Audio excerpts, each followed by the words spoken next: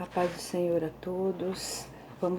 Essa semana nós vamos fazer alguns comentários sobre o livro de Ezequiel e vamos fazer uma viagem à eterna nossa Jerusalém, que é um povo visto pelo mundo inteiro, até nos dias de hoje.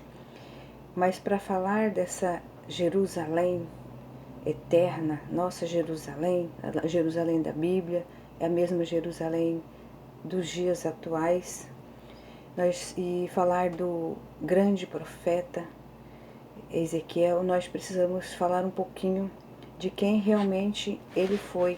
É muito difícil você ler a passagem, ler o livro de Ezequiel sem falar um pouquinho da pessoa particular dele. Então vamos no decorrer dessa semana, nós vamos falar um pouquinho sobre o livro de Ezequiel, que trazem alguns capítulos, e nós vemos que são capítulos até complexos para muitos no entendimento, devido ser um livro revelador. Então, Ezequiel, ele foi um servo do Senhor que teve uma chamada específica para profetizar para um povo também específico, que era Jerusalém.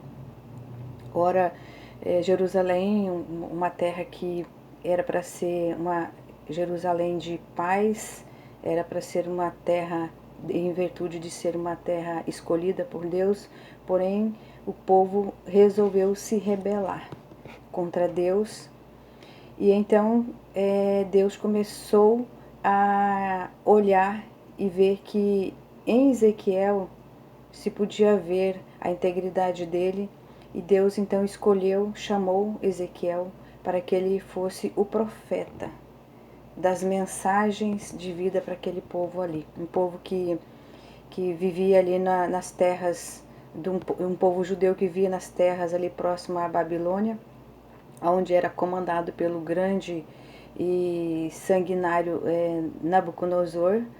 E então ali a gente vê que já havia, como eram todos vizinhos, a gente já via um interesse muito grande de dominar as terras de Jerusalém por esse povo babilônico. Ezequiel, ele era filho de Buzi e ele era de uma família sacerdotal. Mas a Bíblia não afirma se ele chegou a ser sacerdote. Então a gente trata Ezequiel como um profeta de Deus, né? Era uma pessoa casada, tinha sua esposa, e que no decorrer do cativeiro sua esposa faleceu. E para a gente perceber que Ezequiel, ele era tão especial que Deus proibiu, o próprio Deus proibiu dele chorar, dele se lamentar, dele fazer qualquer tipo de ritual em prol do fúnebre da sua esposa. Então a gente vê aqui que Deus já controlava altamente os sentimentos e preparava ele para que ele pudesse passar ou ver coisas horrendas, né? Então a gente já vê um certo preparo espiritualmente, emocionalmente no jovem Ezequiel, até porque ele era muito jovem, né? Se imagina mais ou menos, segundo os historiadores, mais ou menos 30 anos por aí. Então a gente percebe que nesse decorrer de tempo ele se estabeleceu próximos ao rio Quebar, né, que fala na própria Bíblia, próximo uma cidadezinha ali de Nupur, que era uma cidade ali babilônica. E ali ele conversava com Deus, e Deus começou a usar então Ezequiel em visões. Visões que muitas vezes deixava Ezequiel perplexo. Saiu a palavra. Exemplo, tipo lá no capítulo 37, quando nós chegarmos lá na frente, nós vemos que ele teve uma visão, Deus mostrou para ele a visão, a decadência do povo lá em Jerusalém, lá em Israel, através de um vale de ossos sequíssimos, né?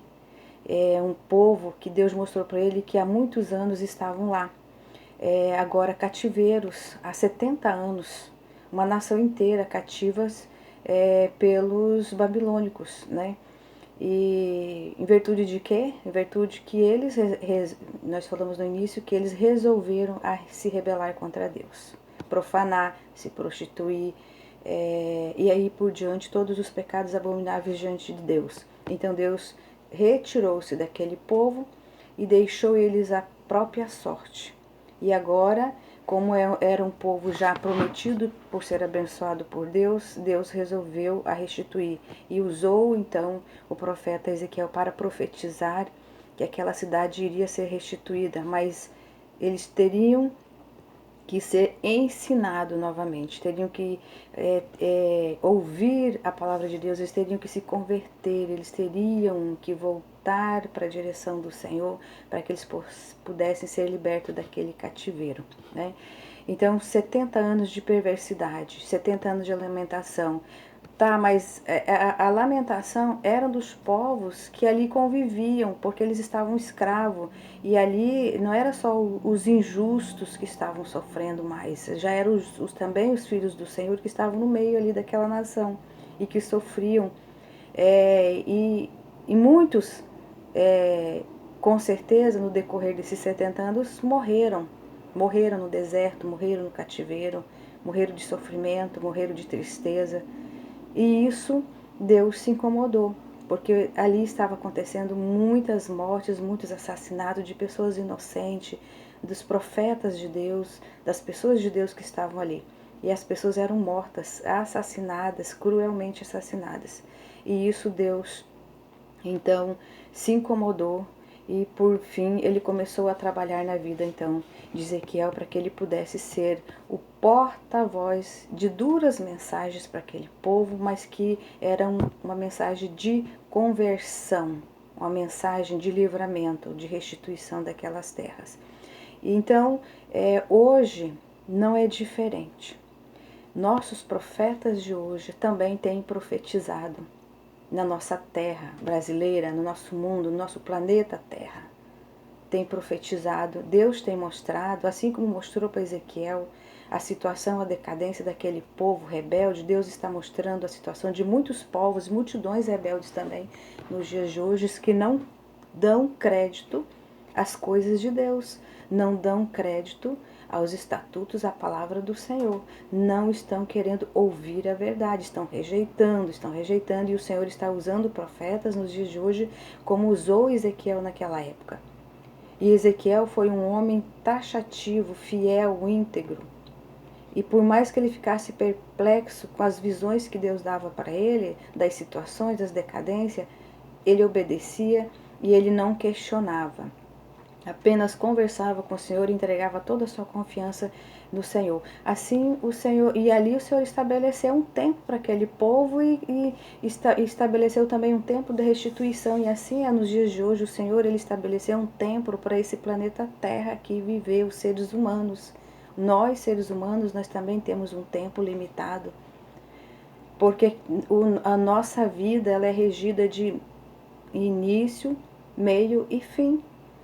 Nós tivemos um início ao nascermos aqui nessa terra e nascemos com uma missão de amar, adorar, crer, amar uns aos outros, crer no Senhor Jesus e obedecer os seus estatutos. Essa é a missão dos seres humanos. As demais coisas ele vai acrescentando para o nosso dia a dia.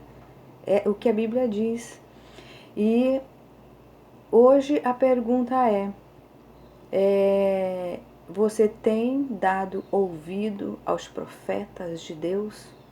Não vamos fazer comentários sobre os falsos profetas e falsos líderes, porque aqui nós vamos tratar de uma verdadeira lição, de um verdadeiro legado, que é a obediência de Ezequiel, de ir, de ter aquela visão, Deus caminhar com ele, no caso dos ossos secos, Deus pegou na mão de Ezequiel e andou ao redor daquele vale e mostrou para Ezequiel, olha, esse povo está assim, e discorreu toda a situação. E depois explicou o que significava aquela visão. E depois ele então usou Ezequiel para que ele pudesse entregar a mensagem, por mais dura que fosse. Era vida ou morte definitiva daquele povo. Mas o Senhor, como ele é um Deus de ressurreição, então ele ressuscita mortos. Ele ressuscitou um povo de 70 anos de cativeiro. aqueles ossos sequíssimos representavam aquele povo. Então hoje Deus fala a mesma coisa. Deus está falando que multidões estão mortos espiritualmente, mas ainda há tempo de se restituir, ainda há tempo. E Deus, ele promete para aqueles que se arrependem, para aqueles que reconhecem a santa e sã doutrina de Deus, que são os estatutos. E a mensagem de hoje é que nós possamos pedir discernimento de Deus. E aquele que rejeita, o fim é morrer no deserto. Porque nós sempre estamos comentando, Deus deu o livre-arbítrio para o ser humano escolher. Ou ele vai para o céu, ou ele vai para o inferno. A escolha é dele. Mas a profecia, elas estão sendo ditas. As profecias, elas estão sendo reveladas ao povo. Assim como Deus revelou para Ezequiel naquela época, Deus continua revelando hoje, usando seus profetas, para dizer, Jesus está voltando. Arrependei-vos dos seus maus caminhos. Volte-se para Jesus, porque sem aceitar Jesus, sem crer na palavra do Senhor, você nunca verá Deus. Só veremos Deus, só subimos para as mansões celestiais se nós estivermos em Cristo Jesus. Esta é a palavra para todo ser humano. Que Jesus, ele é a porta, ele é a luz. Sem ele nós não conseguimos chegar a lugar nenhum. A nossa vida aqui é passageira. A nossa alma é eterna. Jerusalém é eterna. As bênçãos de Deus para Jerusalém é eterna. Tem um povo que ainda não se converteram, o Senhor vai tratar individualmente com eles. Mas o Senhor, ele abracou, ele decidiu abençoar aquele povo. Assim como ele decidiu nos abençoar, nos adotar como filhos. E como filhos, nós devemos o respeitar e obedecer. Amém?